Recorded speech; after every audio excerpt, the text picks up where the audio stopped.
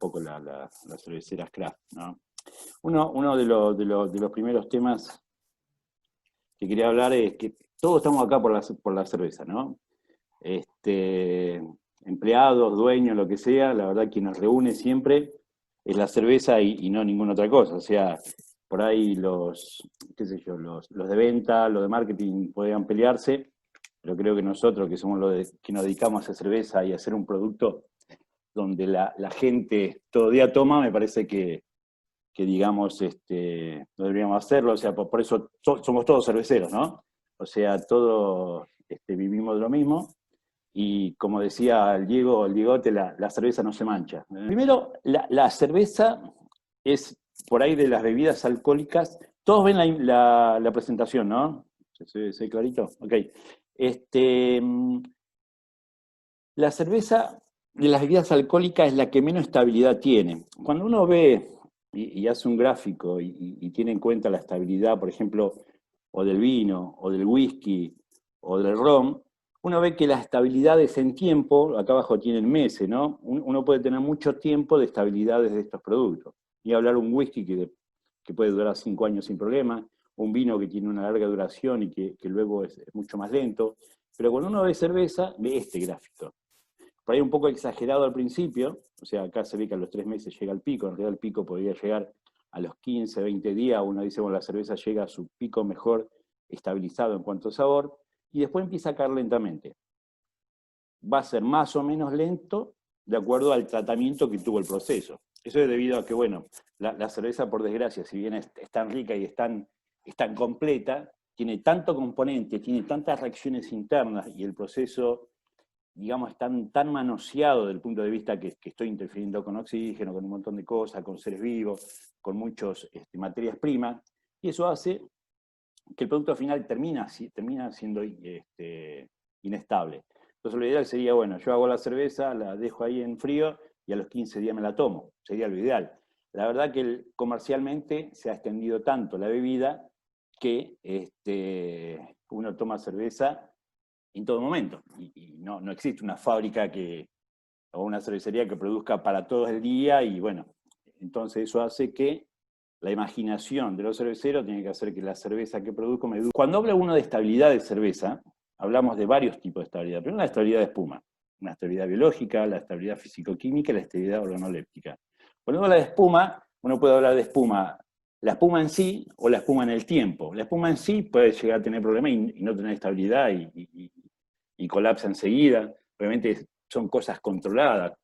Puede ser un problema desde vaso sucio hasta presencia de algún aceite, falta de proteínas, bajo nivel de lúpulo, y en el tiempo, obviamente, un tema de oxidación. Cuando hablamos de temas de inestabilidad biológica, lo que estamos hablando es de algún tema microbiológico, o de levadura salvaje, o de algún tipo de bacteria, sea pediococo, estafilococo, algo que le produzca diacetilo o incluso butírico, o un mal tratamiento de levadura, o sea, una mala sesión de levadura puede hacer que la levadura, desde que se utilice hasta que incluso tenga microorganismos adentro, que también pueda provocar alguna inestabilidad.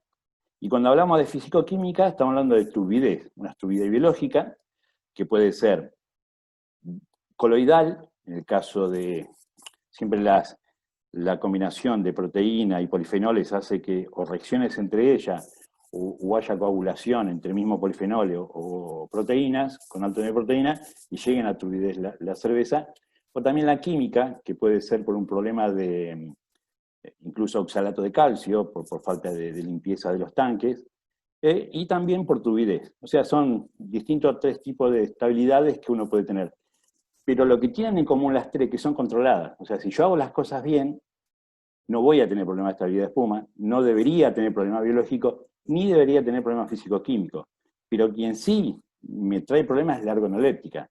Porque por más que yo haga las cosas bien, tengo que hacer muy bien las cosas, ¿no? Porque justamente lo que hoy, todos han tenido problemas históricos y todos se han resuelto problemas tecnológicos. Pero la ergonoléptica es como que todavía le está faltando. ¿Y por qué le falta? Y porque primero es difícil, segundo es porque cada vez aparece más estilo de cerveza y cada vez estilo de cerveza estoy combinando distintas cosas. O sea, piensen que una cerveza normal debería tener malta, agua, lúpulo y levadura. Eso ya tiene una interacción entre ellos, estos productos, bastante grave. Imagínense si encima le voy a poner o maíz o arroz, o le pongo frutilla, o le pongo pimienta. Todas esas cosas que le pongo, hay más reacciones internas que va a hacer que cualquier tipo de cerveza que haga tenga problemas de estabilidad. Entonces, ¿qué aspectos rodean todo esto? Cuando hablo de los aspectos, hablo de qué cosas pueden llegar a hablar sobre estabilidad organoléptica. Primero, el tema de evaluación analítica y sensorial. Cuando hablo de esto, hablo cómo puedo prever o cómo yo sé si una cerveza está oxidada. Entonces, existen los dos métodos. Existe un método que se llama PIN-electrón, que lo que hace es uno pone la cerveza a analizar y uno automáticamente sabe si se va a oxidar o no en el tiempo. Pero también existen, para los que recién empieza, existen indicadores de envejecimiento, que también son sensoriales. O sea, yo agarro una cerveza, la pongo en un aquel, le pongo temperatura, le pongo movimiento, hay un montón de técnicas y después empiezo a degustarla. Entonces, siempre, cualquier cervecería, sea chica, grande, mediana o incluso un home brewer, tiene que conocer de evaluación sensorial. Un cervecero tiene que ser cervecero y una de las cosas que tiene que saber es evaluar sensorialmente. Y sensorialmente uno puede saber si una cerveza se va a envejecer o no. Obviamente no es tan exacto como un análisis de PIN-electrón, pero uno puede saber si esa cerveza se va a oxidar. Y obviamente, si uno tiene la capacidad y el conocimiento, puede llegar a saber con el aroma qué tipo de oxidación le pudo ocurrir a la cerveza. El otro tema es el origen. O sea, primero la especificación del material. Cuando hablamos de material, hablamos principalmente de los principales, la malta y el lúpulo.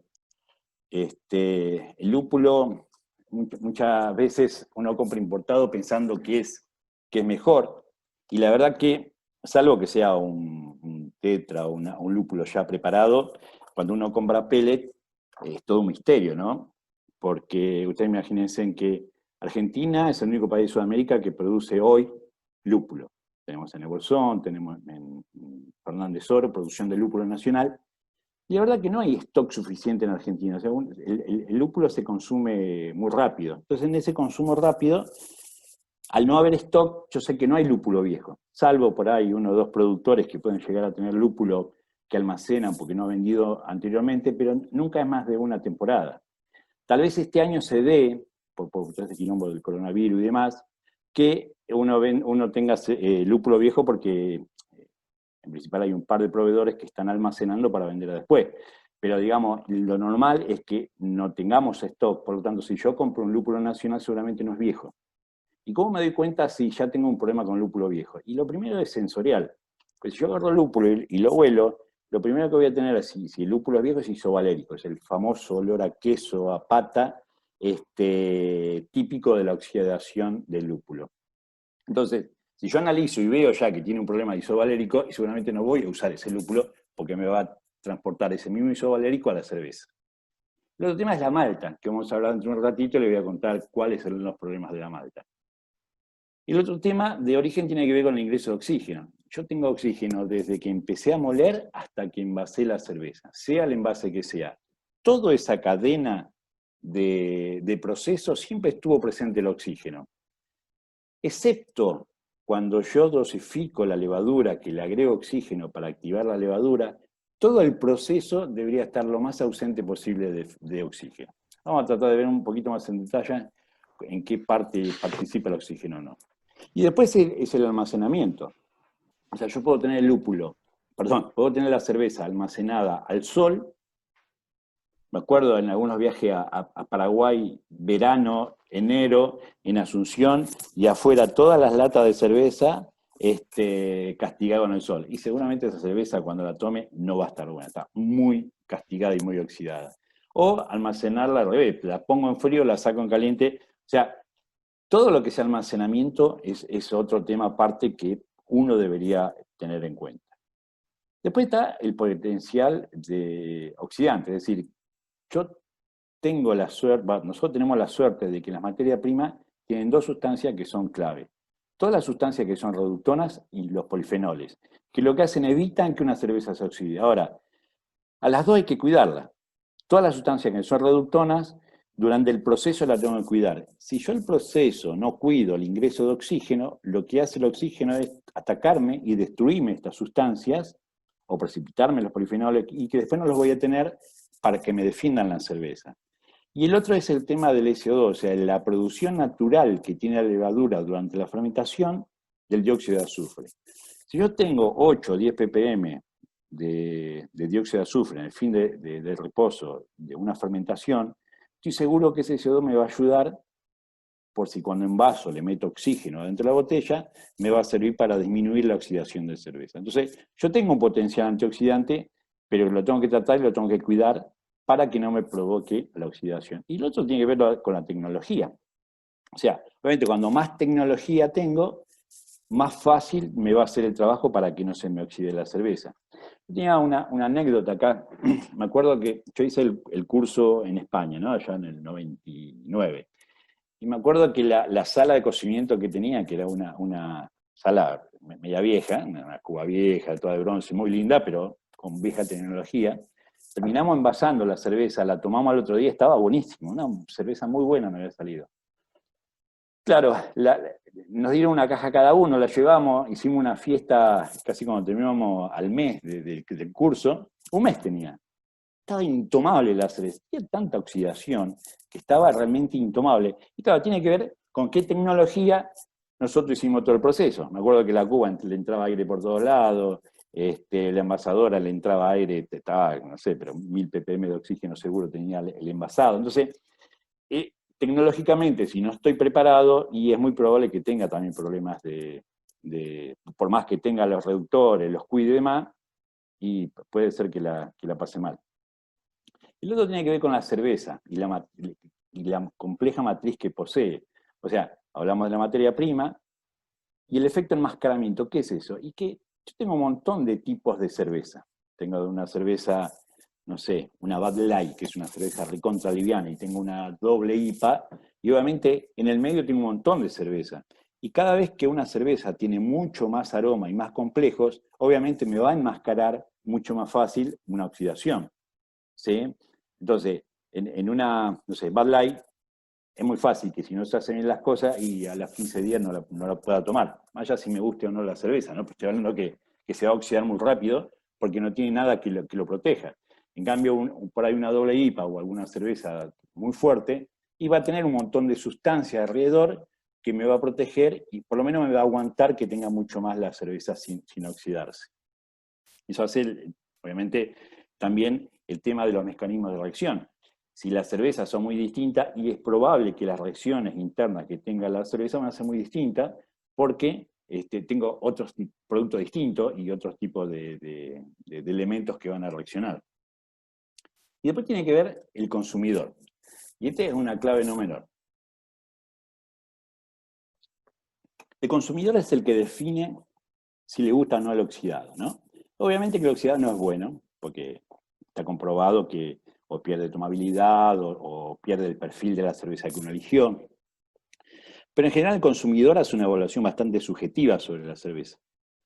Por ejemplo, caso real, la gente que vive en Estados Unidos recibe Heineken importada, continuamente. Heineken importada y toma, y termina gustándole, pero cuando van a Europa, esa misma persona, y toman Heineken, no le gusta. Sin embargo, en Estados Unidos toma una cerveza recontraoxidada, que tiene un año de vencimiento, y cuando va a Europa toma una cerveza fresca. Sin embargo, el paladar y la preparación que tiene el consumidor es de una cerveza oxidada. Y siempre fue así porque así se educó. Entonces, esa evaluación subjetiva se puede hacer muy fácil con cualquier producto. Y el otro es el tema de los hábitos. O sea, puede haber gente que sirve un vaso, deja la cerveza ahí 30 minutos y la toma a los 30 minutos. Sin embargo, a los 30 minutos está oxidada. Y es un hábito que tiene esa persona en tomar la cerveza. ¿Sí? Y el otro es la disposición sensorial. Es decir, están todas las personas cualificadas, entrenadas y tienen la capacidad de sentir todos los elementos de oxidación que tiene la cerveza. Y es probable que no, porque la persona normal no sabe, y esto es isovalérico, no, esto es diacetilo, esto es Lystra. no lo sabe, sabe que está fea, que está linda y no mucho más. Entonces, la disposición sensorial hace que no todas las personas puedan sentir o si una oxidación o no. Sí, lo que va a sentir es algo distinto de quizás que haya tomado una cerveza fresca. En Asunción, de vuelta al mismo ejemplo, tomó una cerveza que recién salió de la cervecería, le pareció buena, tomó esa que estaba al sol al mes y seguramente la encontró distinta. Lo que va a encontrar es eso, la gran diferencia de una cerveza oxidada. Entonces, la disposición sensorial que tiene la gente no es, en todo caso, la misma. ¿Sí? Esto es como un marco de lo que entendemos por oxidación. Ahora bien, este es un proceso, el proceso cervecero, un poco medio industrial, pero igual en todos lados. O sea, tengo la recepción de malta, tengo la molienda, tengo toda la sala de cocimiento, es decir, la maceración, la filtración, el hervido, el whirlpool y el enfriamiento. Después tengo todo lo que es fermentación, la filtración y finalmente el envase. O sea, lo que vamos a tratar es de descubrir todo este proceso y analizar proceso por proceso qué cosas me joden la oxidación y qué cosas yo podría hacer para evitar que la cerveza se me oxide. ¿Ok? Malta. Primer tema. La malta es el corazón de la cerveza, es lo más importante que yo estoy metiendo para producir los azúcares, el alcohol, todo eso. Ahora bien, la malta ya viene complicada para la oxidación porque tiene sus cosas. O sea, el proceso normal de la malta es, viene la cebada, remojo, paso a través del cajón de germinación, a 4 o 5 días donde el grano se germina, hace el secado, se desbrota, va al oscilo y luego va a la cervecería. Ahora bien, en la germinación, lo que pasa, que es digamos, el corazón de todo este proceso, es donde el grano internamente va desdoblando todos los azúcares, las proteínas, va haciendo toda una degradación y obteniendo todos los azúcares y las enzimas que van a estar en la maceración. Pero cuando voy al secado, lo que voy a hacer, acá dentro de este cajón, la cebada que se está malteando tiene 45% de humedad, porque acá yo lo llené de agua. Ese 45% de humedad la meto en un secado y la tengo que llevar a 5% de humedad. Entonces, ese proceso de secado es crítico. ¿Por qué es crítico? Porque yo le estoy metiendo mucha energía para evaporar todo el agua y aparte para darle color, porque yo puedo producir maltas de todo tipo de color, desde la pálida, la cara red, la cara red, la Múnich, incluso la tostada. Pero cada vez que seco, tengo un problema. Mi problema está acá. Estas son todas las reacciones que ocurren durante un secado. Y justamente son las reacciones donde yo le doy el color a la malta. Ustedes fíjense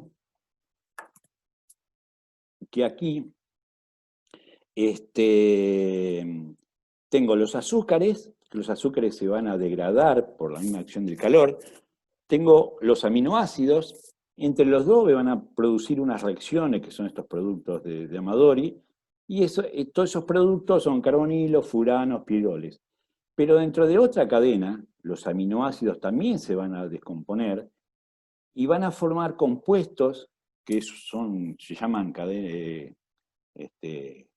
de Strecker, y van a producir unos aldehídos que son recontraoxidantes.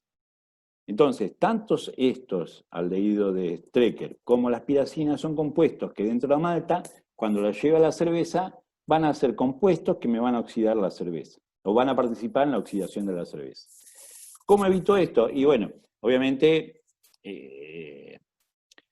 hay todo un tema que el que hace la malta tiene que cuidar, ¿no? Bueno, estas son las reacciones que se producen, o sea, los mismos aminoácidos, hay toda una cadena hasta que forman estas piracinas que son las que tienen gran actuación en la oxidación de la cerveza. Entonces, acá importante es, ¿qué debería hacer el maltero para evitar esto? Primero, utilizar variedad de cebada que tenga bajo grado de modificación de proteínas.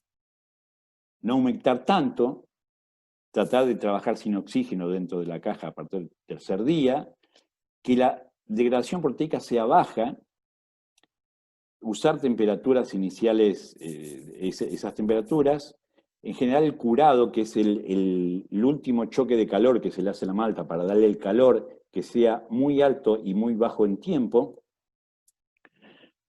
Y en general hay un análisis que se llama TBZ, que estaba por acá, que es un análisis que en general lo hace el maltero, muchas cervecerías no lo hacen, pero que dice cuán oxidada está una malta. Es decir, cuando más alto es este número, mayor índice dice que cuando la meto a producir cerveza, esa cerveza seguro va a tener algún problema porque va a tener oxidación. Y en general, ese indicador, ese TBZ, debería ser menor de 14. No es un análisis fácil, lo entiendo, pero por ejemplo es un análisis que uno debería, cuando compra la malta, debería pedírselo a la maltería y decirle, flaco, pasame los datos. O sea, algo básico que una cervecería, sea chica, grande, la que sea, es pedir el protocolo de la cervecería. Y uno mismo exigirle a la maltería qué datos yo quiero. Bueno, mira, yo además todo lo que me diste, también quiero el TBC. A ver cómo está de oxidada tu malta. Entonces, el cervecero, sea chico, grande o mediano, tiene la posibilidad y tiene obviamente la obligación de pedir un protocolo a la maltería de todos los datos que uno quiere. Y el otro tema, que también es importante, es que las maltas deberían usarse siempre después de 2 meses de terminada su proceso. ¿Por qué? Porque justamente cuando termina el secado, imagínense en todo el grano, que el calor lo recibe desde afuera, toda la pared externa del grano hacia adentro está casi sin agua. El promedio de ese grano me da 5% de agua, pero a medida que el grano desde afuera hacia adentro, las humedades son muy dispersas, entonces tengo un grano con problemas. Entonces, lo que yo necesito son esos 2 meses para que el grano se homogenice biológicamente y yo lo pueda usar sin problema. Esto también es bueno, o sea, mantenerlo 2 meses antes de usar la malta. ¿Sí? Vamos a la sala de cocimiento. Mira, quiero hacer 1 hora y ya llevo media hora y hablé de malta recién. Es medio complicado. ¿Hasta acá vamos bien? Háganme así, ¿no? Ok. Vamos a la molienda. Ya analicé la malta, dije algo de lúpulo y ahora lo que tenemos que hacer es moler. Cuando yo muelo la malta, sea malta, sea con adjunto, sin adjunto, ya estoy provocando otro problema. ¿Por qué? Porque estoy sacándole la protección del grano a todo el almidón que tengo adentro, el almidón a las proteínas. En general hay varios métodos de molienda, pero una muy usada siempre son las que usan las cubas filtro, donde yo debería tener las cáscaras enteras y la parte de adentro, digamos, del almidón, molerla lo más fino posible. Realmente se usa agua para humectar la cáscara, para que la cáscara se ablanda y separarla más rápido. En realidad no es tan fácil eso, pero le agregarle agua. Si yo le agrego agua además, lo que estoy provocando, además de dejar que todo el oxígeno entre en contacto con el almidón, estoy haciendo que todo el agua esa empieza a circular un montón de enzima y empezar un montón de reacciones. Entonces, tiene que ser una molienda seca, para mí siempre debería ser seca, y después de moler, usar inmediatamente la malta. Nunca moler y después, bueno, voy a poner un día antes preparándome para hacer el cocimiento. No, muelo y cocino. Pues si yo muelo y después de moler dejo la malta ahí y no la uso, tengo una oxidación terrible. O sea, créanme que ya empiezan un montón de reacciones de oxidación de la malta y que todavía no empecé a hacer la cerveza. Entonces, muelo, seco y cocino inmediatamente. Entonces, temas a tener en cuenta. El tema del TBZ, que ya se lo pedí al maltero, el tema de la temperatura de molienda. Hay muchos molinos que generan calor. Siempre tengo que ver que el molino no genere calor. Industrialmente incluso hay algunos molinos que tienen refrigeración o pasaje de aire para que esa malta no se caliente, pero si se calienta, aparte acelero más todavía las reacciones internas de oxidación. Obviamente el grano de molienda también interfiere, si yo muelo más fino, tengo más superficie de contacto para que haya más reacción. Y una de las prácticas que algunas compañías utilizan es usar gas inerte toda esta zona, desde la molienda y todo lo que es tolva, usan o gas carbónico nitrógeno para que no haya contacto con el oxígeno. Es un poco extremo, pero algunos se dan el lujo de poder hacerlo y también ayuda a la oxidación. Después de la molienda voy directamente a la sala de cocimiento. O sea, ya empiezo a cocinar, a hacer el cocimiento, ¿sí? Puedo usarla junto, puedo usarlo con malta pura. Tengo una curva de infusión acá para provocar la maceración. Acá esto tiene 4 etapas. Y fíjense en que nos estamos bajando la malta a 40 grados, que es una temperatura donde hay alguna actividad enzimática, incluso beta-glucanasa. Se cree que no hay mucha, pero algo de actividad hay. Hay una etapa a 50 grados donde hay un montón de actividad proteolítica y después ya las dos amilolíticas, la de 62 y 70 para todos los azúcares. Entonces, una de las cosas que muchos hacen es que el gran enemigo de la sala de cocimiento se la da una enzima que se llama la lipoxigenasa. La lipoxigenasa actúa en general en esta fracción, entre 40 y 50 grados. La lipoxigenasa es una enzima que lo que hace es, está la relación, después se la muestro, pero lo que forma es el famoso olor a cartón o gusto a cartón, el famoso trans 2 nonenal. Entonces, lo que muchas cervecerías hacen es directamente bajar, hacer el descenso a 60 grados. ¿Para qué a 60? Porque a 60 la actividad de la lipoxigenasa no actúa. ¿Sí? Entonces a 60 grados dice, bueno, yo con eso me evito ya de entrada tener actividad lipoxigenasa. Esto es discutible desde muchos aspectos cerveceros porque en general cuando uno hace esto se pierde la etapa de los 50 grados. ¿Y qué pasa en los 50 grados? Yo en los 50 grados lo debería poder usar para generar FAN. O sea, ahí actúan todas las enzimas proteolíticas. Es un gran grupo que la actividad principal es generar FAN. Si yo tengo una malta con poco FAN, la única forma que tengo de generar FAN es en esta etapa. Entonces yo puedo generar FAN. Si yo voy ya a los 60, ya impedí la posibilidad de generar FAN y lo único que logro es, está bien, no se me va a oxidar un poco la cerveza, pero no voy a tener FAN y voy a tener una fermentación bastante complicada. Entonces yo tengo que balancear ahí qué me conviene y qué no me conviene. La verdad, yo preferiría hacer FAN, prefiero tener una buena fermentación, porque sé que tengo cosas mucho más críticas de oxidación que no solo la lipoxigenasa. ¿Sí? Pero esto, bueno, es algo que cada uno lo tiene que evaluar en su lugar. Y el otro tema es esta temperatura, que en general uno de 72 se va a 78, incluso algunos a 80 grados, que es para bajar la viscosidad del mosto y poder filtrar mucho más rápido.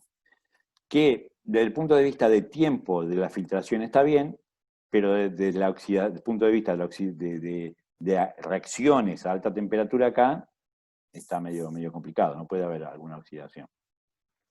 Entonces, primer punto, oxígeno. Yo estoy trabajando toda la sala con oxígeno, o sea, tengo oxígeno en el macerador, o sea que el macerador va a haber oxígeno. Cuando estuve descendiendo la malta con el agua, se me metió mucho oxígeno, más el oxígeno que tenía de la molienda, y lo pongo en agua y tengo un montón de reacciones ahí. Entonces, tanto la paleta que agita el macerador, tiene que ser una paleta que no meta oxígeno. ¿Cómo me doy cuenta que no meta oxígeno? Mirar la olla. Miro la olla y yo voy a ver que no tengo espuma. El no tener espuma, cero espuma, me está diciendo que no hay ingreso de oxígeno por la paleta. ¿Sí? Entonces, tengo que ver muy bien eso. Y cuando baja la malta con el agua, tampoco tiene que haber espuma. Porque si yo bajo en un caño y baja con todo y se me hace todo una revolver, y lo llené de aire, lo llené de oxígeno y seguramente también tengo oxidación. Todo lo que es transferencia, bombas y demás, también son factibles de que ingrese oxígeno. O sea, que una bomba cavite o tenga ese tema, si yo cuando hago la transferencia de la malta a otra olla, veo que la otra olla está con espuma y es probable que alguna de estas bombas esté rota y me entre oxígeno también. Acuérdense, tengo que eliminar los oxígenos y todo el ingreso de aire que haya en todas las ollas. Bueno, el tema que les comenté, la lipoxigenasa, es una opción. Y también algunos, gente con mucho dinero usan gases inertes incluso en las ollas. Y también usan algunos agua desaireada, que es demasiado fino, pero es una opción. E incluso, yo he visto en México, por ejemplo, que usan antioxidante en la maceración, y le da muy buen resultado. Directamente poner un antioxidante y obviamente neutraliza oxígeno y ayuda a que no haya oxidación en la maceración. Después de la maceración, bueno, estas son las reacciones del trasdornonenal, es una reacción bastante compleja, que es lo que le da el sabor a cartón a la cerveza, muy típicos de las Lager Pilsen, porque son cerveza más liviana y se nota mucho, pero en una cerveza, cualquier cerveza que tenga más de 4 o 5 meses, el olor o el sabor a cartón es muy característico en todas las cervezas. ¿Sí? Después vamos a filtrar. Puedo usar dos tipos de filtro, puedo usar un prenso, puedo usar una cuba filtro. No cambia mucho. Para mí la cuba filtro tiene un poco más de oxidación que un filtro prensa. De vuelta acá se puede usar gas inerte si se quiere. El tema de extraer, generalmente, sobre todo las industrias, los filtros es donde uno pierde mucho extracto, ¿no? Porque uno filtra, las cáscaras después quedan embebidas en azúcares y uno las lava con agua caliente para sacar esos azúcares. El exceso de extracción de esos azúcares también puede provocar mucha oxidación.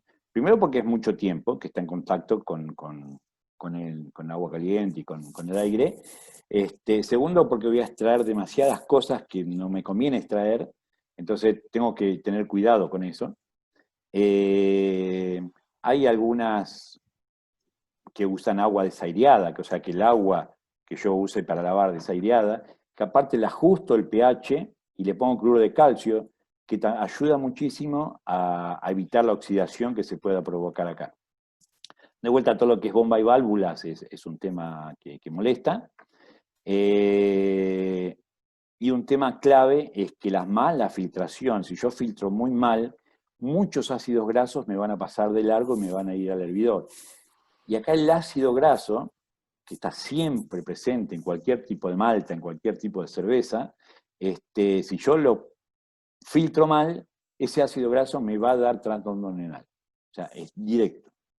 Y esta es la reacción. O sea, la reacción de envejecimiento, de vuelta, acá hay alguna actividad lipoxigenasa, pero también todo lo que es grasas y ácido oleico me transforman en trastornonenal, que es el producto clave de la filtración. Por eso, la filtración de mosto no solo tiene que ser buena, o sea, buena en cuanto al tiempo y en cuanto a la calidad del filtro, sino que el mosto tiene que ser transparente, o sea, no puedo estar arrastrando sólidos de mosto al hervidor, porque en el hervidor si yo hiervo con varias cosas, primero, me pasa grasa, segundo, estoy pasando suciedad al hervidor, el hervidor va a tener problemas porque voy a estar hirviendo porquerías que no debe, y después seguramente no va a coagular en el whirlpool y se lo voy a mandar a la levadura, y todas las paredes de la levadura se van a llenar de mugre y no van a hacer su transferencia en la pared. Acuérdense que la levadura solamente come a través de la pared, pasa a través de la pared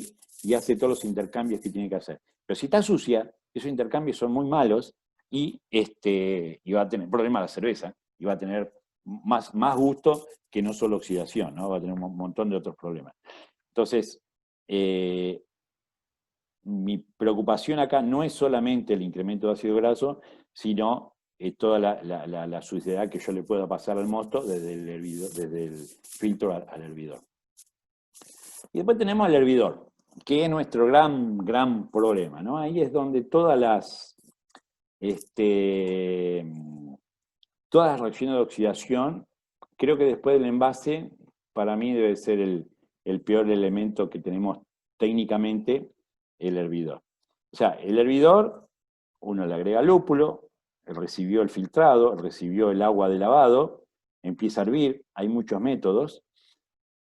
El problema es que cuando hiervo, de vuelta, ¿cuáles reacciones van a aparecer?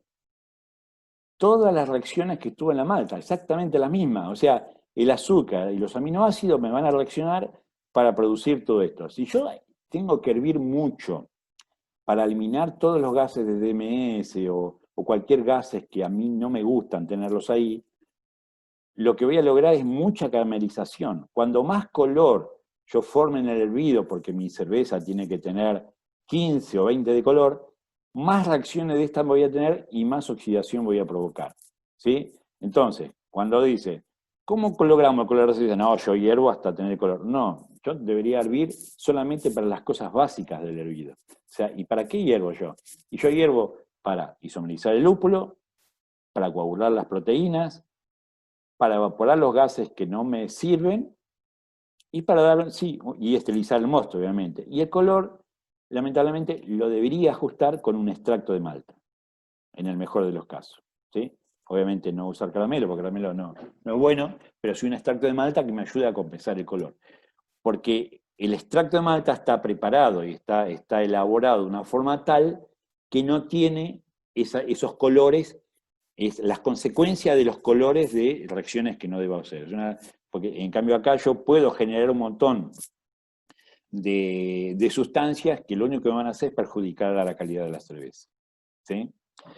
En general los hervidos deberían ser cortos, máximo 5% de evaporación por hora. Los tiempos de transferencia del hervidor al whirlpool también deberían ser cortos.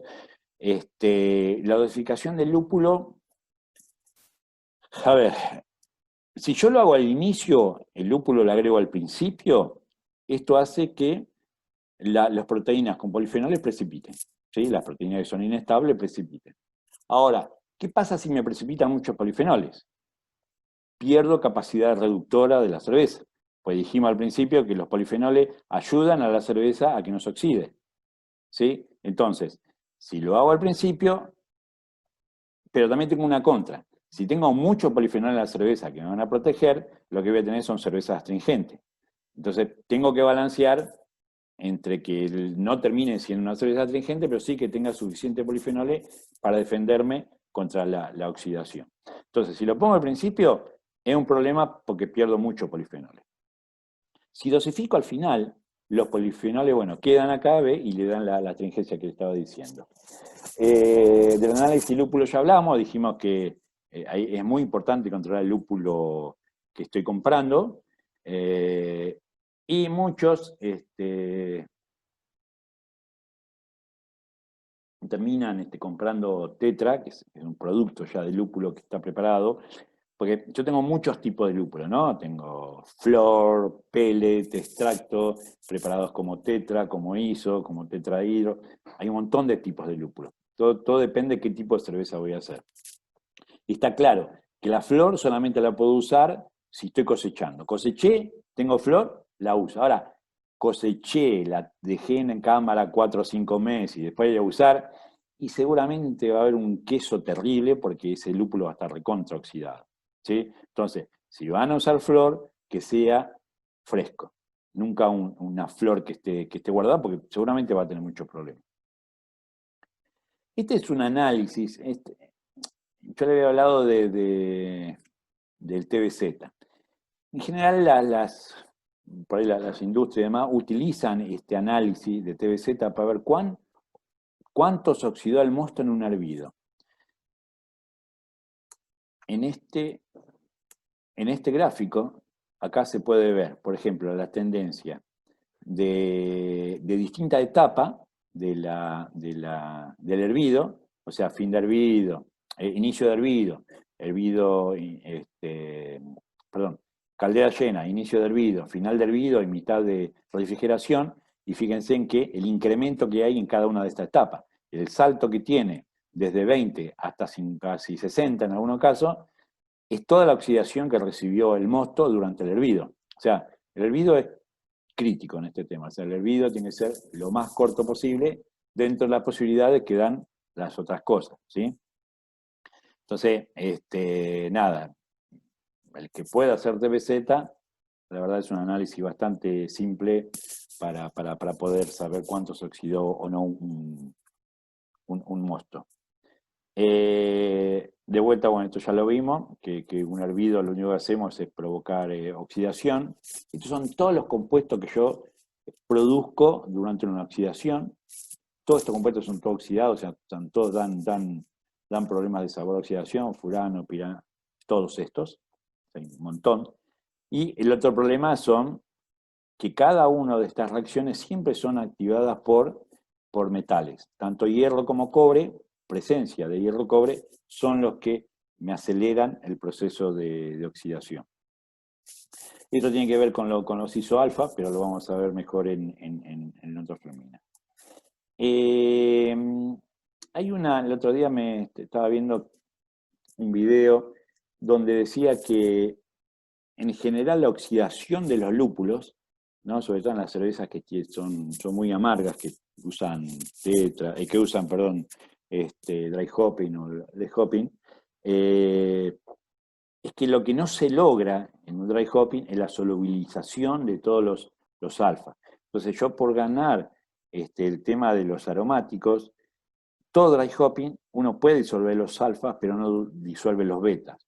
Y se han encontrado betas en emulsión, que esos betas en emulsión activan la oxidación de los isoalfa y eso provoca oxidación de lúpulos en ese tipo de cerveza. Entonces, digamos, el tema de dry hopping hay que verlo bien y ver de qué forma lograr que esos betas no queden en suspensión, pues si quedan en suspensión me va a activar o me va a hacer de activador de oxidación del resto de lúpulo. ¿Sí?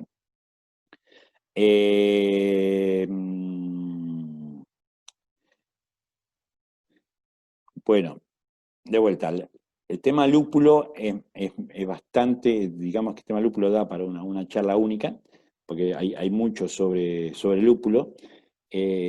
Año a año los lúpulos que uno recibe son distintos, nunca tiene la misma cantidad ni de aceites esenciales, ni de aroma, ni ninguna de estas, o sea, porque depende cuándo llovió, si la fertilización fue la misma, depende de un montón de cosas, entonces me va cambiando. Y si esto me va cambiando, probablemente también me vaya cambiando la forma de cómo se comporte en la sala de cocimiento. ¿Sí? Por eso es bueno siempre tener el mismo proveedor, la misma fecha, todas las mismas variedades, pero obviamente cuando uno empieza a investigar sobre nuevos cervezas y demás, bueno, obviamente ahí tiene que enfrentarse esos cambios, ¿no? El otro tema, bueno, la condición del lúpulo de secado. El lúpulo, cuando se cosecha, se seca inmediatamente. Este secado tiene que ser muy importante y una temperatura la tiene que tener bastante controlada porque puede dar producción de compuestos de oxidación. Por ejemplo, el 5,5-dimetilfuranol, que tiene problemas. Y las altas temperaturas secadas obviamente producen mayores pérdidas. El otro tema es el almacenamiento del lúpulo, o sea, por eso en general lo que se hace con el lúpulo es, se cosecha, se pica, se peletiza, y se guarda bajo gas carbónico o nitrógeno, siempre un gas inerte, para no provocar justamente la producción del isovalérico. El isovalérico se forma muy rápido. Nosotros en la chacra del lúpulo, cuando uno va en plena cosecha, se va de ahí con los mismos zapatos que estuvo en la fábrica y a la tardecita ya tiene olor a isovalérico. Eso le da una idea de la velocidad, y eso porque uno le queda restos de lúpulo, ¿no? No se da cuenta de la velocidad que tiene de formación de isovalérico. O sea, en contacto con el aire se forma muy, muy, muy rápido. Bueno, hay un montón de variedades de lúpulo, esto está claro. Obviamente los aceites esenciales también sufren cierta oxidación, por eso en general el inalol, uno cuando elige un lúpulo debería usar aquellos que tienen alto ferceno, pues son los más estables, y en general los que tienen alto mirceno son más inestables y producen mayor nivel de oxidación. De hecho hay grafiquitos que muestran cómo el mirceno se comporta muy distinto al inalol. Y después de la oxidación, hay otra oxidación del lúpulo importante que es la luz. O sea, la presencia de luz produce el 3-metil-2-butiltiol, que es el famoso Lystrac, o el olor a pis de zorrino, muy feíto por cierto, pero está comprobado, acá está es 350-500 nanómetros, la longitud de onda que ataca, y está comprobado tanto que la lata o la botella ámbar no dejan pasar esa longitud de onda. ¿sí? Bueno, para el que no sabe, el que utiliza botella transparente usa un lúpulo preisomerizado transformado, donde se modifica uno de los, no me acuerdo si este hidroxilo o, o esta acetona se modifican para que no sea fotosensible, ¿sí? Pero es un lúpulo bastante caro. Y ahí sí se puede hacer, igual no es 100% no atacable por la luz, ¿no? Eso lo hemos probado y tiene algún efecto. Bueno, y después del hervidor nos vamos al Whirlpool. En el Whirlpool, ¿qué pasa? El Whirlpool, yo tengo que separar todas las proteínas coaguladas que estuve del hervidor. El Whirlpool, el gran problema es el tiempo. O sea, porque yo tengo mosto ahí a 99 y pico de grados. Entonces lo que tengo que hacer es enfriar rápido el mosto, porque en el tiempo que transferí el hervidor al Whirlpool, ya empezó una reacción, no solo de oxidación, sino también de DMS. Entonces, ahí debería tener poco tiempo y transferir rápidamente al enfriador para obtener mosto frío lo más rápido posible, ¿sí? ¿Qué pasa en fermentación? Fermentación, si yo llego a fermentación con la menor cantidad posible de elementos oxidados, voy a tener éxito, que mi cerveza vaya a durar mucho tiempo. O sea, todo lo que vimos adelante desde la malta, lúpulo y la sala de cocimiento, si llego bien acá, no voy a tener problemas. ¿Por qué? Porque acá son todas reacciones de reducción. O sea, acá no hay ninguna reacción donde, perdón, debería estar tomando cerveza, me ayuda más que el agua, pero bueno. Como son todas reacciones de reducción, lo que yo debería generar acá justamente es dióxido de azufre, ¿no? No todas las levaduras generan eso, hay levaduras, tipo de levadura que generan más dióxido de azufre, otra menos, pero también es como uno lleva la levadura,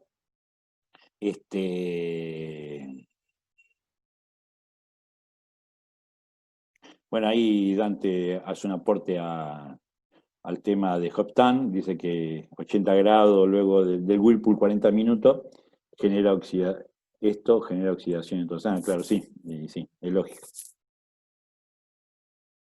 Mucha oxidación genera eso. Terrible. Bueno, después lo hablamos si quieren. Decía que en la fermentación son todas reacciones de reducción, pero yo tengo que acompañar a la levadura a formar dióxido de azufre. La levadura genera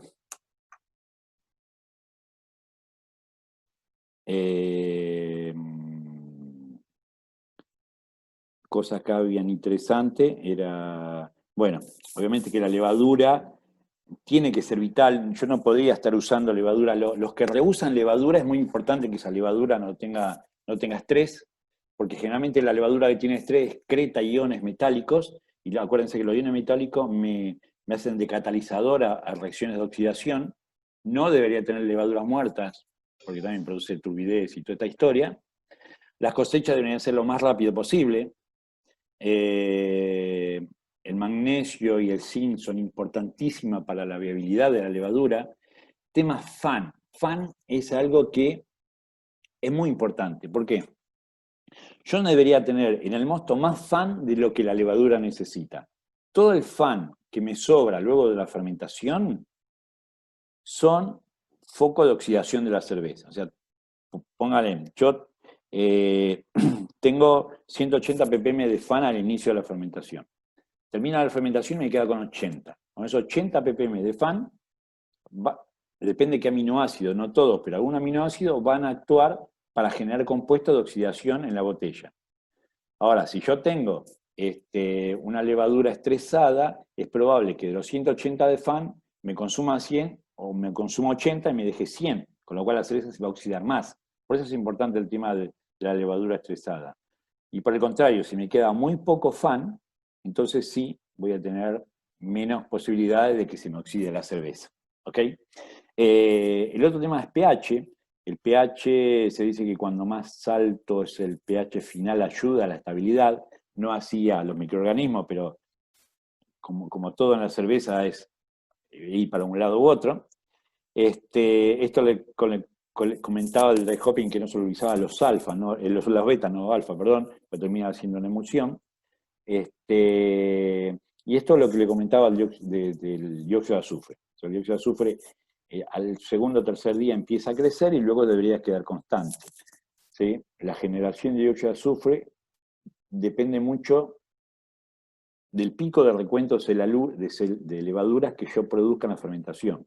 Si una fermentación me produce un pico muy alto de levaduras para generar muy rápida la fermentación, es muy probable que no genere dióxido de azufre. Obviamente las lager y las ale se comportan muy distintos, pero en el caso de las lager necesitan muchos días de proceso y por lo tanto no un pico muy alto para no generar muchas hijas y sí se genera sulfuro de azufre. Yo estimo que la sed se comporta medianamente igual. Ahora cuando termine le vamos a preguntar a Diego, que seguramente nos puede dar algún panorama más claro sobre ahí, pero me parece que se comportarían igual en todos lados. Entonces, el dióxido de azufre que me quede me va a ayudar mucho al no fermentar. A la estabilidad. Y por último tenemos la filtración. La filtración, en el cuidado más grande, es el tema de las tierras de diatomea. Porque cuando yo filtro a través de tierras, la presencia de hierro, el análisis más crítico de las tierras de diatomea es el hierro. Yo no debería tener hierro, debería tener muy bajo, porque ese hierro, que después la cerveza pasa ahí para filtrarse, me va a catalizar reacciones de oxidación. ¿Sí? Obviamente, toda esta zona ya se fue de la protección de la fermentación, con lo cual tiene que estar todo bajo gas carbónico, cero contacto con el aire, porque acá sí la oxidación con el aire es directa, ¿no? Y después finalmente tenemos el envasado, que el envasado es el principal y el más crítico punto de oxidación que tenemos en el proceso. La botella o la lata debería tener un proceso tal que yo elimine todo el oxígeno del envase, luego debería llenar la botella y debería tener el headspace o el pedacito de aire que le queda acá arriba, debería no tener aire. Una buena cerveza, un buen envase no debería tener más de 30 ppb de oxígeno total terminado. Yo sé que es un valor muy bajo, pero es un valor lógico, coherente. Arriba de 60, 80 y es una cerveza que va a tener poca estabilidad en el tiempo. Acá el oxígeno del envasado es lo más crítico que tenemos. Por eso, a mí, obviamente lo ideal es que todo el mundo hiciera keg, todo el mundo sirviera en chop, porque es lo más estable en todo sentido. Primero porque no estoy pausterizando, porque el pausterizador acá con alta temperatura me va a generar oxidación, mucho más que después que termino de pausterizar voy a estar un tiempo con la cerveza caliente hasta que se enfríe. Por eso en general estos pausterizadores tienen que tener un enfriador para que la cerveza al final de pasteurización no salga más de 28 o 30 grados, pero si sale a 60 grados va a tener problemas, lo mismo si fuera lata o que fuera, por ahí si fuera lata es peor, o que fuera botella. Porque piensen que si yo salgo con 60 grados y voy a tener 3 horas con un alto nivel de oxígeno, la oxidación que ocurre ahí adentro es enorme. En cambio, cuando uno hace un flash pausterizador, en el caso de un keg, uno sabe que tiene muy poco contacto con calor y se envasa rápido y no debería tener. Obviamente, no es lo ideal para venta, pero bueno, sí para calidad de cerveza, ¿no? En general las latas tienen un poquito más de oxígeno que las botellas, porque es mucho más difícil sacar el oxígeno de arriba de la... Obviamente la lata, la boca es mucho más grande que el pico de una botella, por lo tanto sacar el aire de arriba es mucho más difícil que el de una botella que es mucho más fino. Entonces siempre el nivel de oxígeno de la lata es un poco más alto que el de una botella. La pasteurización teóricamente son iguales, con lo cual debería haber un poquito más de oxidación en la lata. Aunque muchos dicen, otro día escuché a Boris que decía que la luz que le llega a la botella puede oxidar de igual manera que la lata. Estudios que yo he visto, que yo tengo, la botella ámbar no deja pasar de 350 a 500, con lo cual, si eso es cierto, Entonces sí, la lata sería un poquito más oxidable que la de la botella. Esto es es sobre final de cerveza, es el valor de pH versus al trasdononenal. El trasdononenal, ¿se acuerdan que era el famoso típico olor a cartón? Cuando más bajo es el pH final, más actividad hay, entonces más formación hay del trasdononenal. En cambio, con el pH ya va subiendo, el trasdononenal va bajando su valor, ¿no? Un gráfico interesante de Calvert. Y después lo que tenía para mostrarle era dos cositas, que son esta. Fíjense en este gráfico. Este gráfico es un gráfico viejo, pero que marca en una cerveza cómo son los grados de oxidación en el tiempo. Uno tiene todo lo que es dulce, cómo va incrementando a lo largo del tiempo, cómo el amargo va cayendo. Este rib, que es un sabor cárnico sería, ¿no? Pero que crece y después decrece, el carbón que va el cartón que va creciendo, y el sweet o caramelo que también va creciendo. Pero hay un gráfico nuevo, que es del 2005, con más estudios, ¿no? Donde dice que la intensidad a lo largo de las semanas, y acá sí está puesto con fecha de semanas, dice, obviamente el sulfuro cae, porque el sulfuroso va actuando con el oxígeno, con lo cual la reacción entre el dióxido de azufre y el oxígeno hace que elimine el sulfuro. La cerveza debería permanecer más, pero el sulfuro desaparece. La calidad del amargo baja muchísimo, porque no solo que baja el amargo, sino baja la calidad del amargo, se hace más astringente. El dulce va creciendo muchísimo, el cherry, que también crece a partir de la cuarta semana mucho, el caramelo y el cartón, que llega a un pico y después va cayendo, porque en realidad este cartón se va convirtiendo en todo esto que es dulce, ¿no? Cuando uno ve una cerveza muy, muy oxidada, lo que termina sintiendo es un dulzor al final. Al principio siente cartón, primero siente un pan, después siente el cartón y después se va transformando en dulce. ¿Sí? Y esta es la última filmina para mostrarle, que es, si uno degustara, ¿sí? ¿Cómo encontraría, cómo se encontraría? O sea, es una planilla que usamos para detectar oxidación y para ser aceptable o no. O sea, una fresca uno no encuentra nada raro. A medida que va pasando el tiempo, la cerveza se va haciendo aceptable. O sea, lo que le decía, a los 15, el mes, que ya empiezan a aparecer otros sabores. Siempre hablando de una cerveza, ¿no? Y después ya empieza, a los 3 meses, empieza a tener problemas de oxidación, leve cartón, leve cocido, astringente, y se va agravando más hasta que llega ya cuando que no está muy oxidada, que es un fuerte oxidado, quemado, cartón fuerte, amargo seco, y hasta que se encuentra el quemado remanente, incluso a un valor CATI, que es llegar a ser un PIS, ¿no? Son reacciones que van ocurriendo en el tiempo y que van dando distintos compuestos y con distintos sabores, lo que uno debería tratar de detectar esos sabores para saber de qué estamos hablando, ¿sí? Y tenía, nada, para repasar, era bueno, que nosotros tenemos todo el proceso, tenemos que atacarlo, ¿no? Desde la recepción de materias primas con la malta, con el lúpulo, no dejar entrar el oxígeno en la molienda o que la molienda sea usable lo más rápido posible. Que el macerador, trabajar con temperaturas, si uno quiere sacar la hipoxigenasa, debería trabajar con mayores de 60, pero eso va a depender de qué curva uno quiere plantear, ¿no? La filtración, con el tema del agua de lavado, que tiene que ser lo bastante sin aire en lo posible, pero y tratar de utilizar antioxidantes, sobre todo para el agua de lavado. El tema del hervidor, que es el segundo tema crítico, donde uno, aparte de cuidar el lúpulo, debería cuidar que sea lo más rápido posible para no generar una alta caramelización que forme producto de oxidación. El whirlpool, que debería ser lo más rápido posible.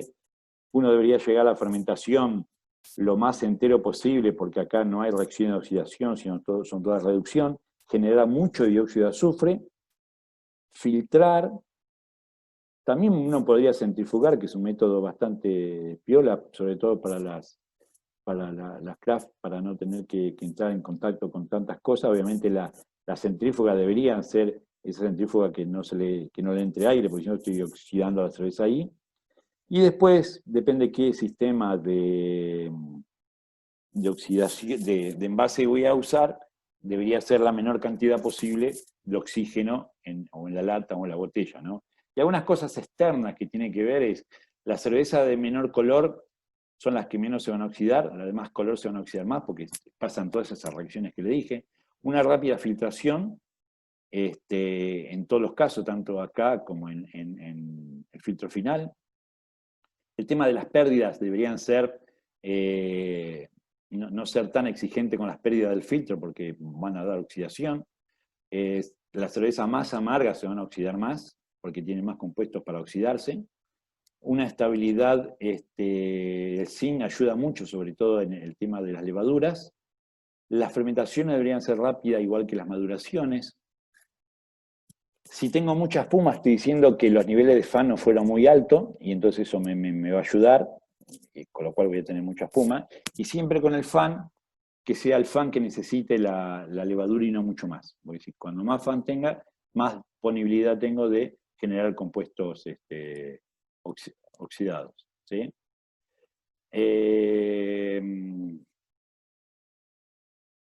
Bueno, acá algunas preguntas que me ponen es, ¿cuándo decís hervir lo más rápido posible? ¿Cuál sería el rango del tiempo ideal? Y 5% horario debería ser, no debería pasar más de 70 minutos total de hervido. El agregado de cloro de calcio y pH 5.2 estaría recomendado para el agua de lavado, además del ajuste de agua para el macerado. El agregado de un antioxidante como el ácido ascórbico es recomendado en qué proporción, en qué momento. Sí, es recomendable. También se puede usar tiosulfato de sodio. No tengo las cantidades, no sé si alguno ahí la debe tener. Pero por eso creo que hay que ir probándolo. No hay una cantidad, depende de qué tipo de cerveza y demás yerba, ¿no? Yo me pasé Sony 12. Gerardo, no sé si... Hola. Sí, Luis, Acá está. No, no, estamos no, acá. bien, no quiero seguir más. Tenía un par de filmines más, pero creo que me pasé de largo. No sé si quería agregar algo. No, un poco, bueno, ahí habían un par de preguntas que ya respondiste. Sí, por ahí un breve repaso de por ahí todos los puntos que conversamos. Uno de los puntos que, sobre todo el inicio, ¿no? De la evolución del envejecimiento, tenemos que tener en cuenta de que esos procesos y que esas reacciones ocurren en la mayoría de las cervezas, en todas las cervezas, y que no en todas tal vez pueden ser un demérito o un gran defecto, ¿no? Y ahí es donde hablamos de las cervezas de guarda, por ejemplo. No es lo mismo lo que le va a pasar a una, no sé, una Imperial Stout con 2 años de almacenamiento en una barrica a una Bohemian Pilsner envasada, digamos, en botella. Esos procesos van a estar, lo que va a suceder es que puede hacer de que en cierta cerveza forme parte de un complemento del perfil y que en ese caso redondee el sabor y que no pase a ser un defecto. Después el otro punto sobre el manejo de grano, creo que es uno de los temas muy importantes, digamos, en lo que es eh, la vida del homebrewer o del craft. Muchas veces se arrancan a producir muy temprano, entonces lo que en general pasa es que dejo preparado todo el día anterior, muelo todo y al otro día arranco temprano. Es importante que dependiendo de la cerveza eso puede llegar a ser un problema. También a nivel homebrewer muchas veces ya se compra la malta molida. Tenemos que entender que eso también puede llegar a ser un problema porque no tenemos claro cuándo se molió. Después todo lo que tiene que ver oxidación en la sala, a nivel craft, en general hay muchos menos equipos, ¿sí? En general son un tanque de agua, un macerador que a veces funciona como cuba filtro, y en otros casos es un hervidor que funciona también como Whirlpool. En ese caso los movimientos en general son muchos menos que a nivel industrial si uno pudiera comparar, pero no por eso menos importantes, ¿no? Eh, Después, todo lo que tiene que ver con TRUB y ácidos grasos de la levadura, que como bien comentó Luis, que es un gran problema para la levadura en exceso. Ahí tenemos que entender todas las empresas que a nivel craft por ahí la mayoría no se filtran. Sabemos que a nivel, o que tienen gran contenido de lúpulo y demás, eso va a hacer de que cuando uno quiera recuperar la levadura para reutilizarla, puede llegar a ser un problema tener tanta carga en el mosto, tanta cantidad de lúpulo o tanta cantidad de trup, porque eso va a ensuciar a la levadura, las membranas y todos los procesos metabólicos que la levadura intercambia con el medio, pueden verse afectados. Después, un tema del hervido, uno de los chicos ahí consultó. Creo que a nivel industrial uno puede tener un poco más control sobre eso porque normalmente tiene más disponibilidad para la tecnología. A nivel craft o homebrewer, normalmente es una olla donde uno tiene que ir probando. A veces los tiempos recomendados es, digamos, una guía, pero después hay que ir probando porque el problema está en que si uno no puede hervir con la suficiente fuerza, puede también mantener DMS, que puede llegar a ser un problema mayor que tal vez a un tema de estabilidad. Entonces eso es como llevarlo a la práctica, también hay que tenerlo en consideración. Después el tema de metales como precursores de oxidación es importante. A nivel homebrewer o craft, a veces no se utilizan solamente aceros inoxidables, se utilizan muchos, a veces accesorios y demás, que pueden llegar a ser precursores de esta oxidación que comentó Luis. Entonces, a veces no nos queda otra, pero es importante saber de que puede llegar a ser un problema, ¿no? Sobre todo cuando uno quiere elaborar una cerveza que se mantenga fresca por mucho tiempo. Bueno, había una consulta del Hopstand que comentó, que respondió Luis. Estrés de levadura, bueno, es importante ahí a nivel craft o homebrewer. A veces no se disponen de muchos elementos para poder hacer un control de calidad, ¿no? Pero es importante por ahí estar atentos a ciertos indicadores, digamos, que la levadura nos puede dar como información para entender de que está estresada y que puede generar, digamos, problemas. Y ahí cuando hablamos de eso, hablamos de un pH elevado. Normalmente la mayoría de los cerveceros artesanales tienen un pHímetro. Después fermentaciones lentas, ¿sí? Pueden llegar a ser un problema. O que sintamos diacetilo, que el diacetilo no se reduzca, eso puede ser un indicador también de estrés. El tema del fan, el fan mencionó bastante, Luis hizo mucho hincapié en eso. Es importante tener en cuenta que es algo que vos necesitás para que la levadura performe correctamente. Y normalmente el cervecero artesanal o el craft, normalmente lo que hace es una maceración, qué sé yo, a 67 grados o a 72 grados si uno quiere menos conversión o por ahí menos atenuación. Tal vez no hay tanta generación de fan. En general se utilizan 100% malta, entonces la disponibilidad en general alcanza, pero es importante considerar que cuando uno va a hacer una cerveza de alta densidad, una cerveza muy intensa, necesita tener ese fan para que la levadura pueda fermentar correctamente, y que si no lo dispone puede ser que genere problemas hacia el final o presencia de diacetil o demás. Después lo del dióxido de azufre es algo que yo vengo siguiendo bastante de cerca en distintas producciones ale que estamos haciendo.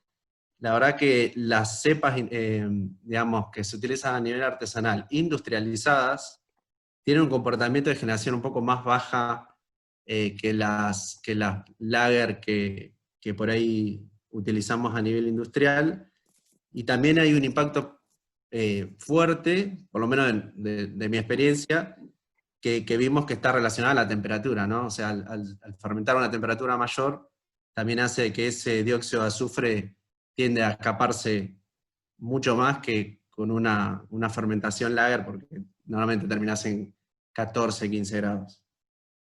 Y respecto al flash paste, bueno, es una tecnología que en general para el cervecero craft por ahí es bastante más compleja y difícil de acceder. Sí es importante entender de que todo ese proceso de pasteurización que se realiza es menos, afecta un poco menos por el contenido de oxígeno, ¿no? Cuando uno pasteuriza en una botella, en un envase, en general el contenido de TPO tiende a ser mayor que cuando uno solamente pasteuriza la cerveza, que puede llegar a tener menor contenido de oxígeno. Y bueno, yo me anoté eso, no sé si alguien más quiere aportar algo o consultar. Diego, ¿tenías algo de dry hopping que querías aportar? Sí, buenas tardes a todos, antes que nada. En términos de la información y de lo que venimos escuchando, una de las cosas que yo quería aportar, que de ahí leí, creo que había una pregunta, Alan, creo que habías hecho una pregunta con respecto a qué técnica es menos oxidativa para lograr aroma. Yo sería, en mi experiencia y en mi recomendación, siempre la utilización de lúpulos lo más en frío posible. En frío me refiero a todo lo que ya sea debajo de los 40 grados.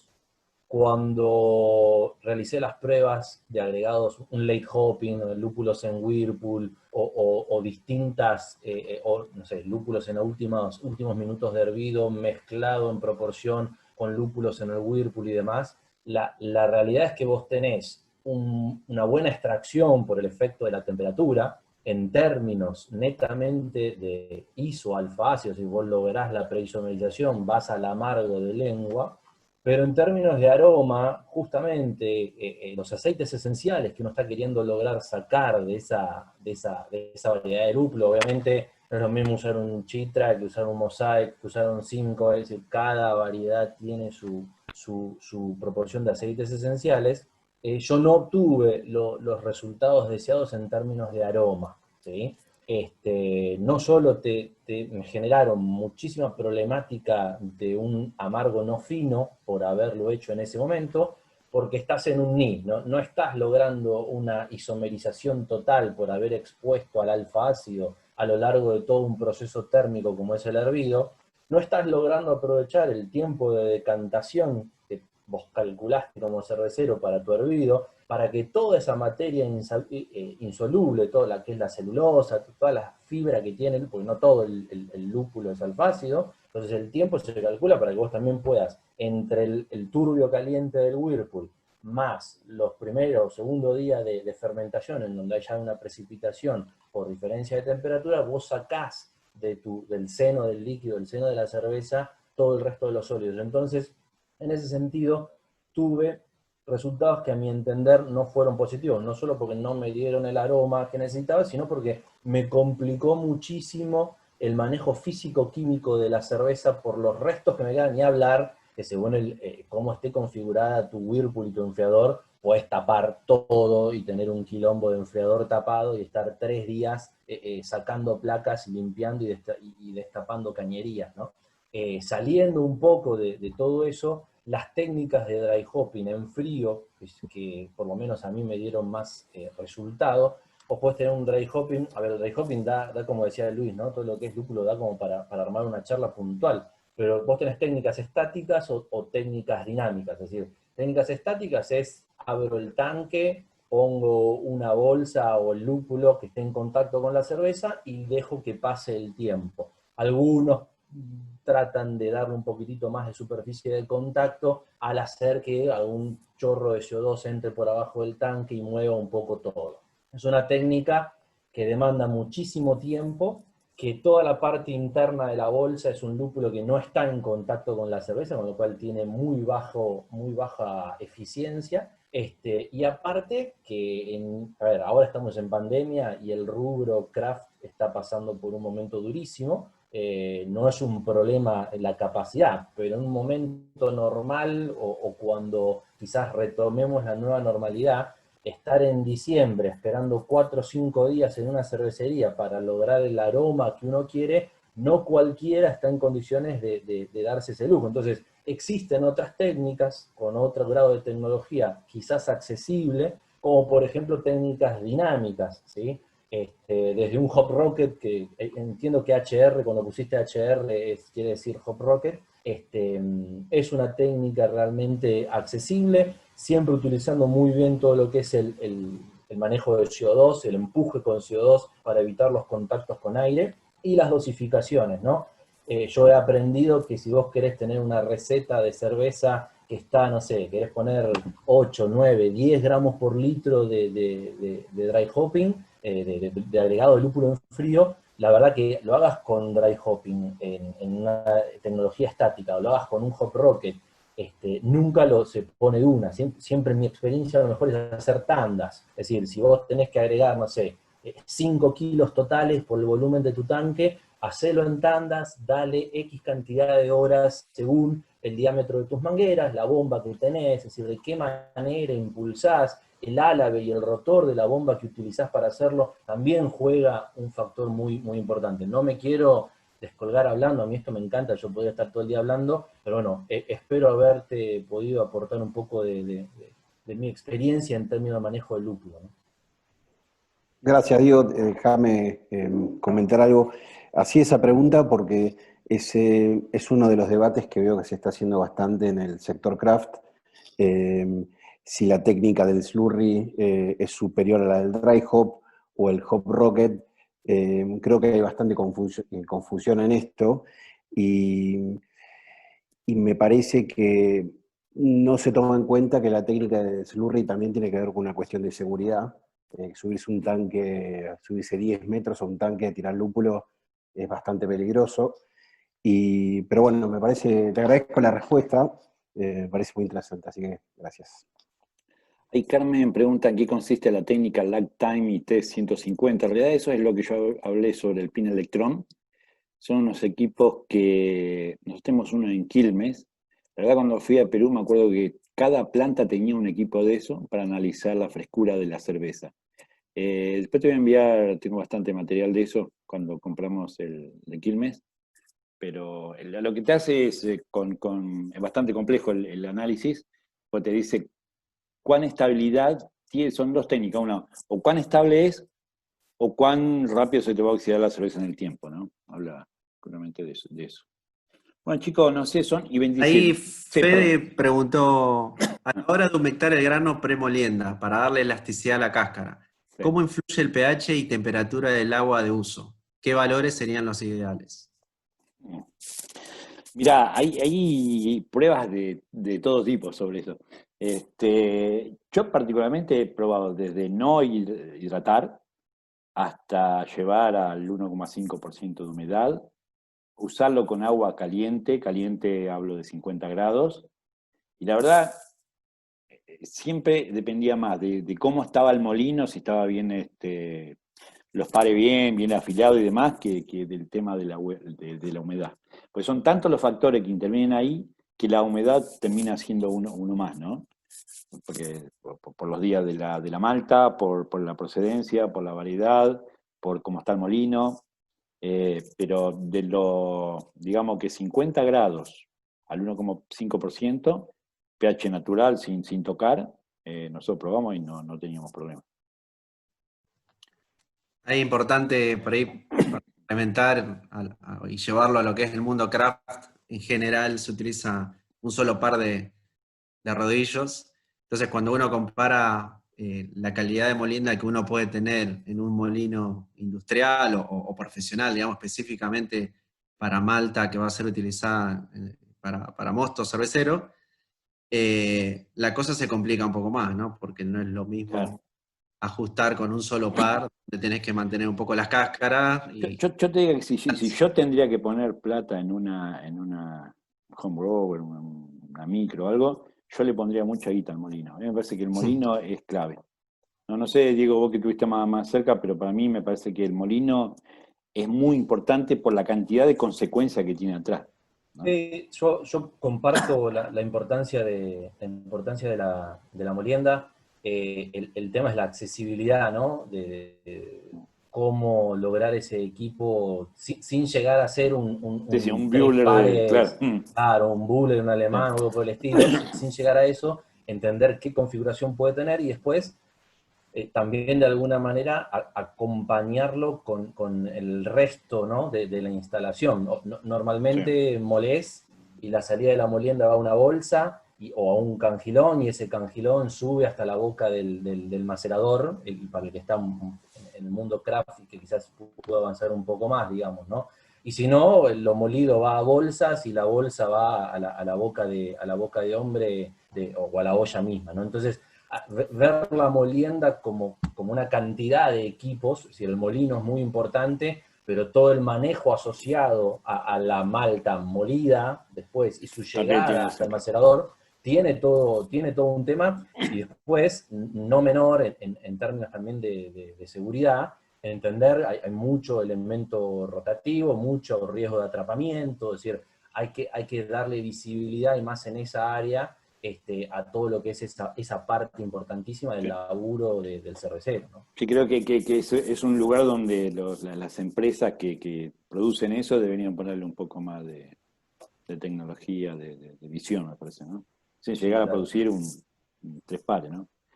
Bueno, chicos, no sé, hasta acá más o menos lo que teníamos. Lo que les pido es que completen ¿cómo se llama? La encuesta que mandó ahí Gerardo. No sé si alguno tiene alguna pregunta, hacer algún comentario. La verdad, yo muy agradecido que estemos mezclados de los dos bandos. La verdad que es muy buena para compartir. Sí, yo de mi lado también agradecer la posibilidad, Luis, Gerardo, Alan, también de haber podido estar. Un muy lindo aprendizaje, un muy lindo momento, y bueno, siempre está bueno poder seguir aprendiendo. Yo digo siempre, el cervecero nunca deja de aprender, y siempre está bueno poder juntarse y seguir tirando ideas y cruzando ideas, ¿no? Así que muchísimas gracias a todos. Desde mi lado, agradecerles a todos por la convocatoria, sobre todo Luis, por todos tus conocimientos que nos regalás. Diego, Gerardo, la verdad, muchísimas gracias. Y sobre todo, empezar a armar como un puente que lo que cortar esa pelea estúpida de todos estos años entre craft y industrial, y que todos vayamos hacia la profesionalización y seguir aprendiendo. Así que muchísimas gracias. Acuérdense, todos somos cerveceros. Muchas gracias, chicos. Muchas gracias. Gracias, Chao, chao. Hasta luego. Chao, chao.